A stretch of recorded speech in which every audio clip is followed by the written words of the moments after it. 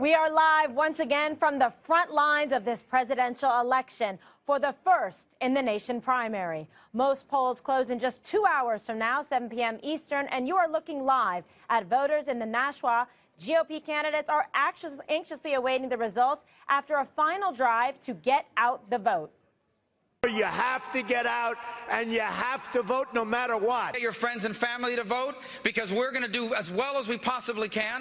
Don't think that like today is celebration time. There'll be celebration time after 7 o'clock tonight when the polls close. Officially, it's snowing outside. If it keeps snowing, it'll be easier not to show up and vote. We're showing up. We're showing up. I think eventually the American people will wake up and recognize what the problems are. Exactly. They'll say, there's a bright, shiny object over there, but we better go for the real solution. I got to have your vote, please. Okay, I got to have your vote, please. And so I'm humbly asking for your support on Tuesday, and I will not let you down. Join me. Vote for me, because a vote for me is a vote for you, citizens. Well, there is a lot on the line tonight. The candidates have high expectations. Who will voters choose? Well, I hope to have a victory, and I have no idea, but the polls are certainly good. We feel real good. We're going to finish strong here, and we're going to head to South Carolina.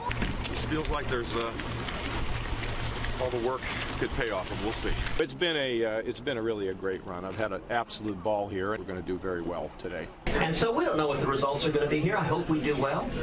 It's going to depend on turnout. I'll tell you this, if conservatives show up, if libertarians show up, if Tea Party activists show up, if small business owners show up, if evangelicals show up, if young people show up, we're going to have a very good night. God, the best thing about Ted Cruz is he would never forget the honey-do list. He can just list it all off, right, Bowling? We got to give him that. Yeah, he did. Donald Trump and Jeb Bush trading jabs this morning, both of them saying the other one was a loser again at this. So here's the tough thing. It's 5 o'clock, right, and the polls close in a couple hours. And so you can't really go out there and say, I think this is going to happen. What you have to do is say, what do these people need to do? Trump needs to, he says, he kind of downplayed it this morning on Fox and Friends saying, I just need a win. I think he needs a good, solid win. I think he needs a 28-30% win, which he's been polling at for a while. We had a drink with a Christie guy last night, and he said third or fourth would be a win. And I looked at him like, well, not in my book, my man. Third or fourth ain't going to be a win. You need to be in second or first, and if you want to really continue. He says he's going to continue on. I think Jeb needs to get in there, and Marco Rubio has to show that whatever happened at the debate didn't derail his candidacy, but it doesn't feel like it to me. All right. Okay, so Dana, how do you see it? Well, I feel like New Hampshire feels like Iowa did a week ago, where they're excited for this day, and they're really excited to get their televisions back tomorrow because there's been so much campaigning here, and the candidates have worked their tails off. I think you see some of them, like some start to lose their voice. Tails off? Really, Dana? This is a family show. Okay. Work their Heinies. Fingers to the bone. And New Hampshire's job really is to winnow the field. So I agree with Eric. I mean, coming in third, fourth, fifth, third maybe. Third might be okay. I mean, coming in fifth, sixth, seventh, eighth, to me, I just see there's no real path going forward. And New Hampshire plays a really important role of winnowing the field. So I think that tomorrow you'll see some people make the decision to not continue. The other thing I would say is that it is evident to me that the GOP data operations are on the rise. This is what really set Barack Obama apart in 2008, and he was able to just blow past Hillary Clinton to the nomination because of that. And the Republican Party had been way behind, and I think that they have absolutely caught up, and that is proven by some of the statistics that you see with more innovative ways to reach out to people, find the voters who are likely voters, people who have voted in prior elections, because just blanketing the entire state is not good enough. You have to be very targeted, and I think the Republicans have gotten better at it. All right, and speaking of finishing in the standings, Rubio's plan, at least for Iowa, was he was going 3-2-1, so hoping to get perhaps a second place finish here in New Hampshire after having attained his goal of third place in Iowa. Can you feel the excitement in the air, Greg? I can feel it. Forecasters expected that the snow would dampen the turnout, which is odd because the biggest flakes are running. For Rubio, this Worked primary all night. is the moment. This is like when the doctor walks in with the X-ray to tell you if Saturday's injury was serious. Like if it was just a slight break or a big break. For Trump, it's more like, is the stock inflated or not? Is he Google or is he Bing?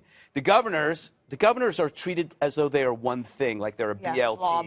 Yeah, no, they're bacon, lettuce, and tomato sandwich. And we got to find out which one's the bacon. And which one's the lettuce, and which one's the tomato. The bacon won't be You can't have all three of them. Yeah. You can only have one. I love it. I love it. Okay, so Juan, how about your side? Well, let me just say on the Republican side, I think this basically comes down to, is Trump for real? Is Trump, how big and how strong is Trump after the disappointment in Iowa? The question is, do his people turn out? Does he have real voting support?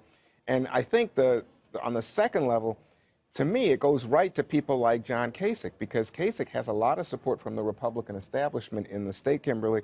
People like John Sununu, Judd Gregg, and others have really, I think, put the Republican establishment in position to respond to Trump. And the man that because I think they are supporting Kasich. They're pushing Kasich heavily here, not Rubio right now. So, and you think it'll last after New Hampshire? I don't know. I'm interested to see the results tonight to see if Kasich can, in fact, be a guy that now rises to the level where he claims the establishment lane, but the establishment has not totally ceded the field to Donald Trump. And then when it comes to your question about the Democrats, I think, again, remember, a lot of people thought, well, it was kind of close, but they expect Bernie to do very well here. The question is how well and with which constituencies. If he just does well, near the Vermont border, I think that's called the Connecticut River Valley, then people are going to say, okay, so, we expected that. But if Bernie starts to do well, like with women over 45, with older women, people are going to say, wait a second, this is bigger than we thought. We thought this was just a small hitch in the road on the way to the Hillary coronation. No, no, no. Bernie has really put on an amazing contest here. I saw a statistic today. It said that in Iowa he had 50,000 people at his events, and in New Hampshire he's had close to that. So 100,000 people in two states, two small states, for Bernie Sanders. Yeah, well, he seems to have a tremendous amount of momentum and enthusiasm. A lot of young people came out here to support him and turn that vote out. I've been hearing a few people at this table say, feel the burn, or they feel the burn. I'm not sure if that wasn't about the election. That was after he went to the doctor. Yes. Exactly. Dana, really? I know. Leave that to the audience's mind, what I was saying. Yeah. This is what happens when you sit too close to Greg.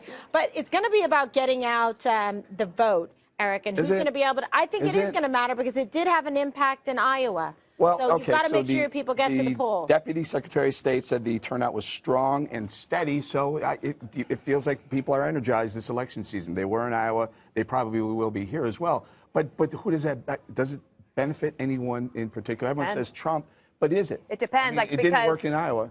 Right, and so both Bernie Sanders and Donald Trump have infused a ton of energy into the race and a lot of new voters and enthusiasm. But remember at the beginning when I said that GOP data operations have been trying to find out who has voted in prior elections. If you voted in a prior election, you're just more likely to vote regularly. You vote in municipal elections, congressional elections, and presidential elections. So you want to find those people. New voters are great and the energy is fun. Young voters are great, but if they don't turn out, then you have a bigger problem. Bernie Sanders is great with young people. It seems to me that they're enthusiastic. The snow doesn't seem to be dampening anybody's spirits or ability to get around. So they could both do very well. But even if Bernie Sanders only beats Hillary Clinton by a little bit, I think you should expect to see a pretty sizable shakeup on the Clinton side tomorrow because they're already signaling that they're planning big changes. We've already heard some rumblings about that, and that also that they've secured a firm that was very crucial for President Barack Obama in reaching out to minority and black voters to get out the vote for them, because she really needs to seize, I think, that voting community. There's no way to spin it if she doesn't do decent here in New Hampshire, to take a very thin, like razor margin win in Iowa, and then if she gets beat badly in New Hampshire, I think that's a big problem for her. If she gets beat badly. So her goal, and the reason she brought more staff in the past week here into New Hampshire, one, keep it close.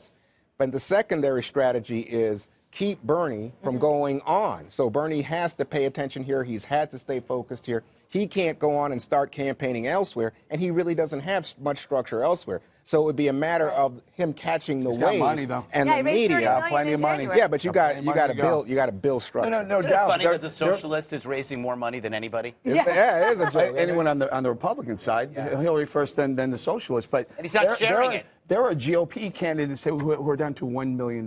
Who we're talking. Yeah, we to know. Say, Yeah. If it doesn't work here, They're gone. they're done. They're gone. That's why tonight is such a big deal.